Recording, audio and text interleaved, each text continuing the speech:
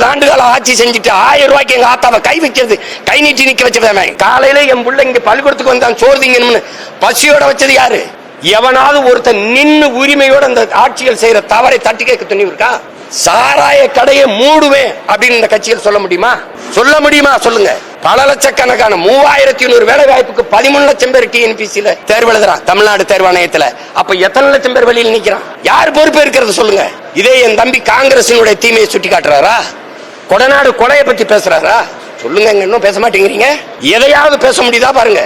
1 லட்சம் போராட்டங்களுக்கு திராவிட மாடல் ஆட்சி அனுமதி கொடுத்திருக்குன்னு நாட்டின் மாண்புமிக்க முதலமைச்சர் அவர்கள் சட்டசபையில பேசினது இருக்கா இல்லையா சார்? அப்படின்னா 1 லட்சம் பிரச்சனைகளை இந்த நாட்டு மக்களுக்கு நீங்க கொடுத்திருக்கீங்கிறது உண்மையா இல்லையா? எல்லாம் ஆசிரியர் தேர்வு எழுதிட்டு பணி நியமனத்துக்கு காத்திருக்கிறது, பகுதி நேர ஆசிரியர்கள் பணி நிரந்தர பணிக்காக போராடுவது, பழைய ஓய்வூதிய திட்டத்துக்கு போராடுவது, எத்தனை லட்சக்கணக்கான பிரச்சனை. அத்தனைக்கு மனு வாங்கின மகன் நான் இருக்கேன். கண்ணீரோடும் கவலையோடும் கைகளில் மனுக்களை நீட்டிய தாய்மார்கள் தந்தையர்களுடைய மனுக்களை வாங்கின மகன் நான் இருக்கேன்.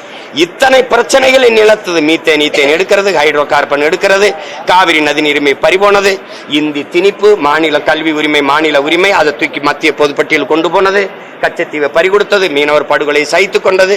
இத்தனை துயரங்களின் தந்தது யார்? விடுதலை பெற்ற 79 ஆண்டுகால ஆட்சியை அரை நூற்றாண்டு ஆண்ட கட்சி எது? கச்சத்தீவை பறிகொடுத்த கட்சி எது? காவிரி நதிநீர் உரிமையை பறிகொடுத்த கட்சி எது? கல்வியை போது அங்க மத்திய அரசு உரிமை தூக்கிட்டு போனது யாரு? மின் உற்பத்தி விநியோகத்தை எடுத்துட்டு போனது யாரு? மருத்துவ உரிமை தூக்கிட்டு போனது யாரு?